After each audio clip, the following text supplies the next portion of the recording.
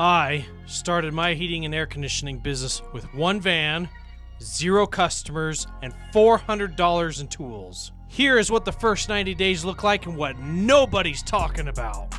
Not the wins, the actual process. I've built this business from nothing to $1.2 million a year, but those first 90 days almost ended everything. My first week in business, I knocked on a lot of doors. I probably made 1,000 calls and nobody answered, nobody's calling back.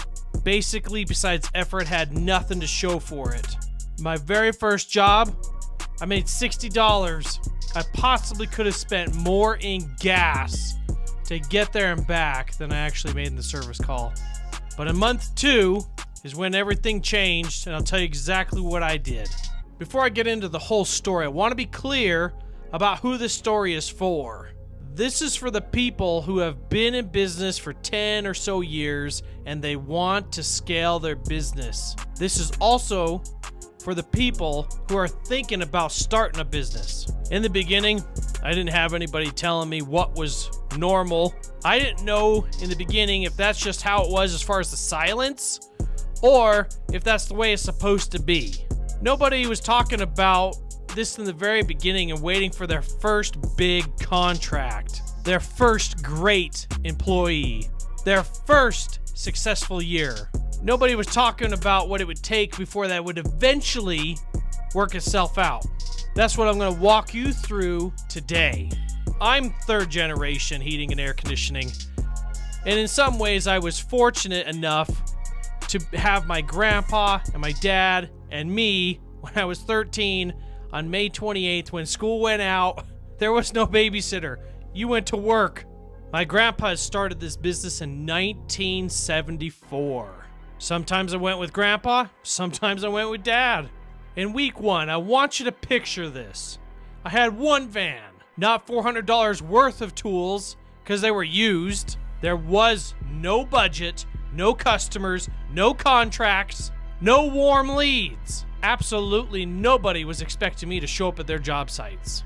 I somehow had the idea that if I just showed up, worked hard enough, it would just work itself out.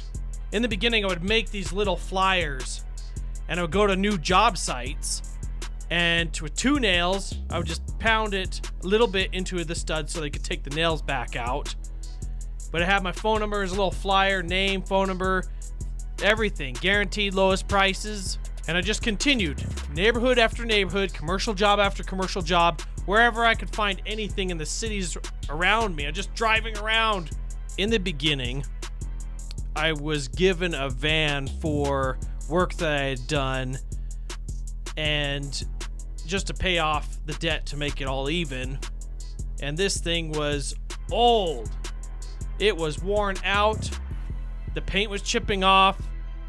It was just basically broken in basically every way you can imagine. The engine was so worn out, the transmission went bad, the doors wouldn't even stay closed. You had to have bungee cords to be able to keep them closed. And this old ratted out rusty van, I would take it and I'd put it in this high trafficked area between a whole bunch of stores. Nobody ever parked in this spot because you'd see after year, week after week, month after month, nobody would ever park there. But I'd go intentionally park there each day during business hours and so forth, and pick up the van each night so I didn't leave it there overnight. And what happened is the stores noticed and they didn't want me there, and so they would just block off all of the spots. I'd go get pictures with our local peach queen and mayor and so forth like that, and then put an ad out in the newspaper. And maybe 2 people called, like they made $35. I said a lot of prayers to God. Please help me, help me through this situation. I can't do this by myself.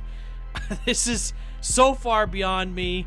Finally, what did work is I was able to put some ads into a local phone book, and that started giving me like 2, maybe 2 or 3 or 4 or 5 service calls a week. I'd put everything in a little book, a little black book, and it would just be like one name and address per day. If I was having a busy day, it was 3.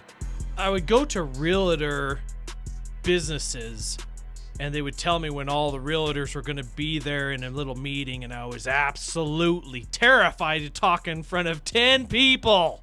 But I went out there, I introduced myself, I gave them all a business card, said, hey, I'm new to the area, please help me. I'd like to do some work, and I'd like to get started, and I can get you some very low rock bottom prices, and so forth, and so forth, and so forth.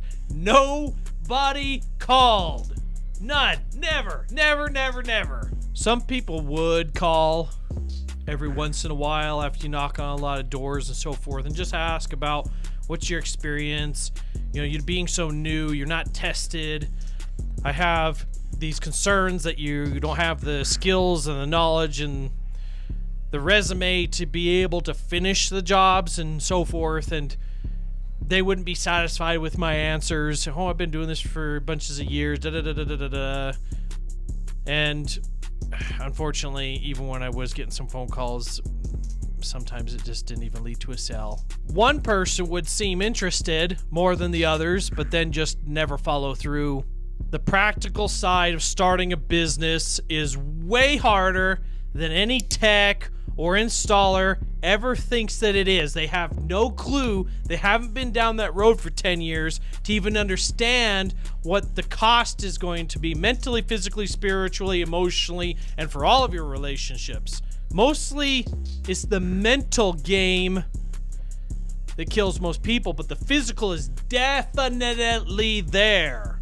Lack of sleep, lack of money, stress, everything. Every single one of these steps seems simple, but now do it day after day, week after week, month after month, and then you go home with all this tons and tons of effort, and you have nothing to show for it.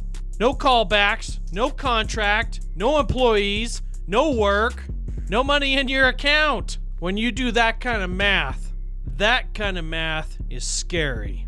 In the beginning, things was quite challenging, and it really helped that I didn't ever have any kids at that time or a wife and girlfriend, because I couldn't afford them. Absolutely no way. My friends like Cody, Jay, Bob would call at the time, and they'd say, hey, let's go to the UFC fight, or whatever. And I'd be like, no, I cannot even afford $25. I was, what's wrong with you? Why can't you afford $25? I can't afford it. I've got nothing. I've got no money. I've got nothing. Even when there was some advertising that was working, sometimes it was still, it was quite normal. I'd go 3 weeks, absolute crickets, nothing going on. Nothing going on. It was quite normal for me in the very beginning to make $60 a week. And then every once in a while, I get a bigger service call and make, let's say, 3, 4, 5, 600. I was literally just surviving. I would just make just enough to make the house payment, pay the utilities, go to the grocery store and buy some food and put it in the fridge. There just wasn't enough money for anything. And the conversation would hit in my head, maybe this isn't going to work out. Maybe this isn't going to work out for me. But I want to be honest with you. I heard that voice in my head. I had that conversation with myself. But what I would do is I would analyze who was winning, and I'd analyze who was losing, and I would copy the winners, and I would avoid the mistakes of what the losers were doing. But the difference is, what did I do with it? I made a decision in the very beginning that I don't talk about enough. Not a business decision, a personal one. Some of the reasons why I kept going was because I wanted to be able to have the freedom of time. I wanted to be able to go to church when I wanted to go to church and not have any restrictions towards that. In the very beginning, it seems that you have the conversation of, do you want to continue? Is this worth it? If not daily, at least weekly, very common in the very, very, very beginning. Sometimes people don't have those conversations, and that's cool too, but I know that they do, is certainly when it does get tough. Having faith in myself and some encouragement from people that were close to me did help me carry through the very hardest survival times of the business. Like, follow, subscribe, comment. Tell me how this story resonates with you.